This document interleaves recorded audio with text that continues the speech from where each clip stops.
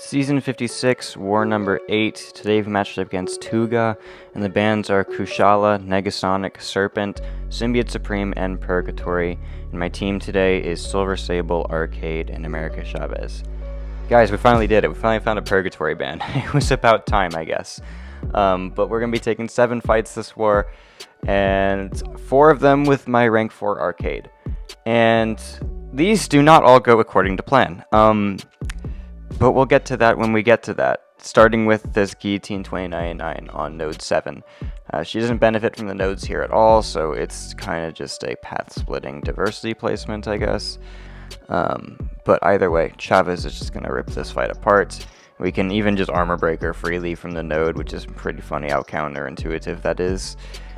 And then I'm going to go for a special 1 again, because I want another dimension, but I do not want the blue dimension to be the one that activated on my special 2, because then I'm just gonna get heal reversed, and that would be pretty bad. So, alright, now we're gonna fight this Storm Pyramid X on node 16.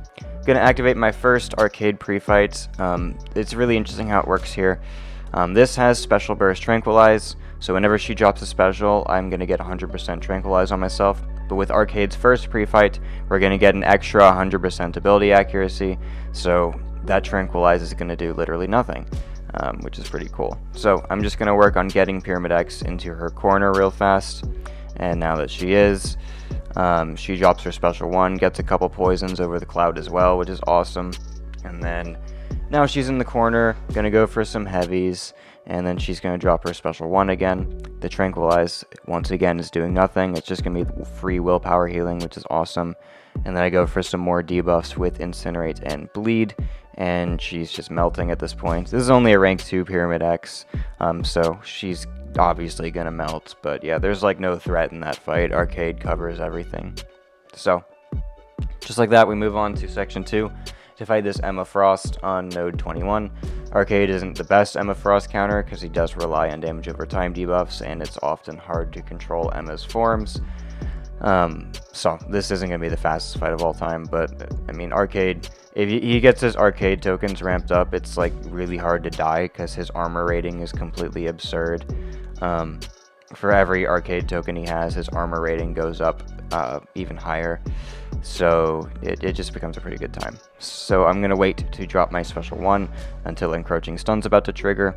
I drop it there, and then she's poisoned now, charge heavy, and then get a little bit of poison damage, but once she drops the special 2 here, she is going to go back into diamond form, and then all that's kind of gone, but it's okay. We don't need to worry about that anymore. So I'm going to chill for a minute to go ahead and drop my special 1 right there. Unfortunately, the power efficiency from my relic actually let me stay at a bar of power, so Emma didn't change her form. That actually sucks so much. I'm running the Green Goblin relic, which has a small power efficiency on it when you drop the relic, the striker, and that caused me to still have a bar of power after I dropped my special 1, so she didn't change form, which is kind of funny, but also frustrating at the same time. So she drops her special 2 here. We're kind of chilling at this point.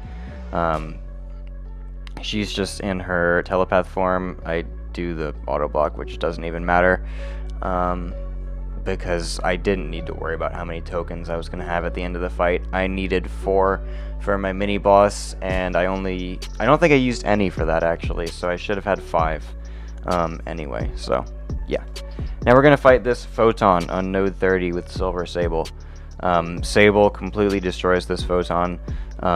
Only a couple times is it going to be a little bit worrisome, and that is when Cold Turkey triggers when you cross over your Sable Mine, because then you're going to purify non-damaging debuff, so it's going to trigger Cold Turkey.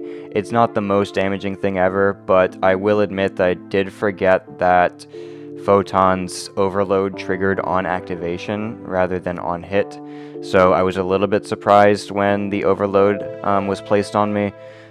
But yeah, I should have known that was going to happen. So my Disorient's about to fall off here, and I probably didn't even need to go for 2 special 1s. I think I wasted time doing that.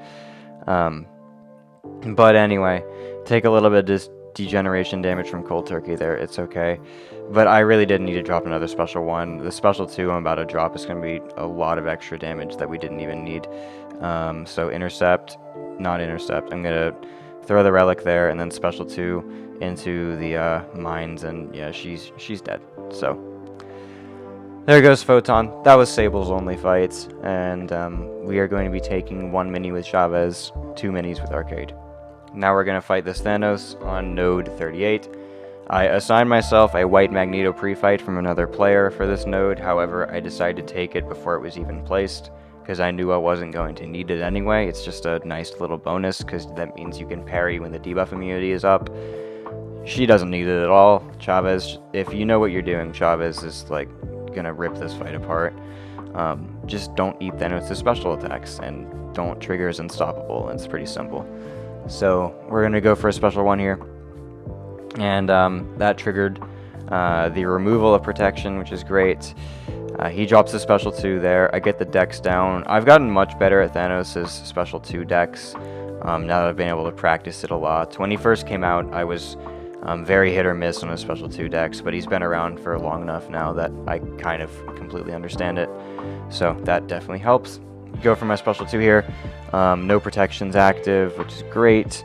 And then he's about to trigger his own personal protection and the one from the node. But now they're gone. So yeah, literally just keep watch over his counterpunch. Make sure I never let him get to 3 of them, and keep knocking him down. So yeah, normally I'd be taking this fight with Purgatory. She was banned, so I couldn't. But Chavez just does this anyway, so it doesn't really matter. Here I probably could have dropped the special 2 there and he wouldn't have gone to 3 bars. I was a little worried about it, so I didn't. So now I'm at 3 bars and dropping the special 3 instead, which I think I dropped that into protection as well. So it only did 5% of his health, but it's okay. So yeah, they banned Purgatory this war. It really wasn't a big deal though. At least in my map, it was like I'd have sent Purgatory here. I'd have sent Purgatory to the Serpent, but we sent Spiral there, and the Spiral player soloed. So the Purgatory ban didn't really hit us that hard this map, which is definitely nice. So yeah. Okay, now arcade mini bosses. We're gonna fight this Weapon X on node 43. We're going to use the first and third pre-fights, which are going to give Incinerate and Shock immunity to give me full immunity to Hazard Shift. And yeah, this fight is not going to go perfectly. However, I would 100% assign this again because I've done this fight before. I know it works. I just played it badly in this attempt. Arcade is actually a very good, very safe assignment for this Weapon X node. Weapon X on this node. This attempt does not show that. So yeah, we have full immunity to Hazard Shift, which is great. It does mean that Weapon X is going to be getting a bunch of charges, but there was a big mistake. I went for a light intercept. He had a little bit of an unstoppable left, which was just a brain dead move. I should have never went for that. So I got punished there a good bit. Again, Arcade's armor rating is very high, so we saved a lot more health than a lot of champions would have had after that, because of the fact that we have so much armor rating. But anyway, we're a minute in, he's still got a lot of health, so I definitely need to fix that. I'm going to drop a special 1 here, and it goes into his block, because it was just a bad special intercept. But luckily, Arcade's special 1, usually you recover before Weapon X can really mess with you. So it wasn't that bad. I'm going to trigger his Berserk here and then drop a special 2 intercept right there. Place some more debuffs. We have 6 Arcade tokens, so they're 60% more potent as well. And then intentionally trigger my auto block to get a Steadfast, which is just going to make it to where I'm pretty much just perfectly safe during his little Berserk phase. And then I'm going to combo into Relic, into Heavy, and then he's dying. This fight's taking much longer than it should be. I'm just not playing it as optimally as it should be, but it's okay. He goes down. And yeah, that my mistake, closer to the earlier point of the fight, was the only really bad one. Alright, last up we're fighting Onslaught on node 49. Only reason I'm using my first pre-fight is because of the Assassin Mastery, just in case that could screw me over. If I'm running that pre-fight, it can't screw me over. So, I've used Arcade versus Onslaught in Alliance War before, not on this node. It was on node 43, the same node that Weapon X was once on.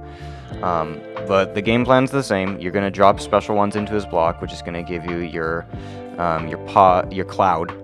And Onslaught is going to usually be sitting in his cloud very often during his special attacks, because if he drops them on them, he doesn't push himself very far forward with his specials, so he's usually going to be sitting in them, which is pretty awesome. Anyway, the start of the fight's going fine. I drop another special one to his block, but it's eventually going to go downhill very fast.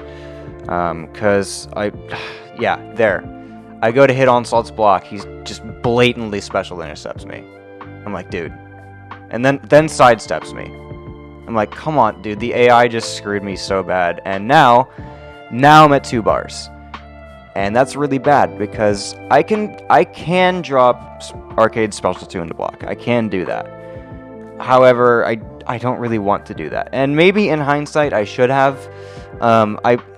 In hindsight, I think I should have dropped his Special 2 into Onslaught's block. I think it would have saved me a lot of time in this fight, and it wouldn't have been that risky, because, again, just like a Special 1, you recover fast enough to where you're not getting punished. But I choose not to, and now I'm at 3 bars, and I can't throw the Special 3, because there is a 1 in 3 chance that Arcade Special 3 places a shock. Otherwise, it's a bleed or a rupture, and you know that it's going to be a shock, right? You know that when you're fighting the one champ where a shock is suicide, it's going to be the shock. So I'm just going to play the rest of the fight with no specials. So I just need to basically survive the rest of the fight out. Would I assign this fight to myself again? Maybe, but there are better counters than Arcade here. I'm not going to try to sell you as you should send Arcade to your node 49 Onslaughts. I don't think that's something I would suggest you do. It's just something I did because I was very confident I could solo, and I'm going to just say spoiler right now, I am going to solo this, but it's not something I would ever tell you to do.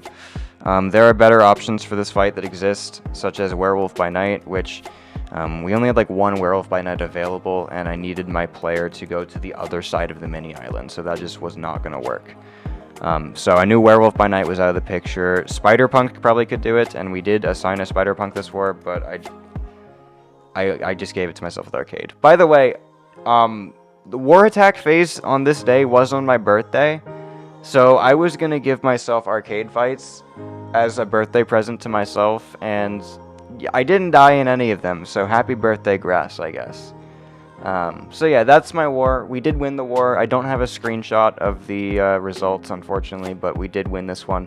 So we are sitting at 16th place, I think, on the leaderboard, which is great. I'm really hoping we can get a Masters finish, because it's been a long time since AOH has been able to do that.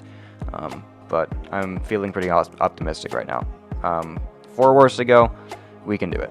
So, thank you guys so much for watching this video. I'll see you in the next one.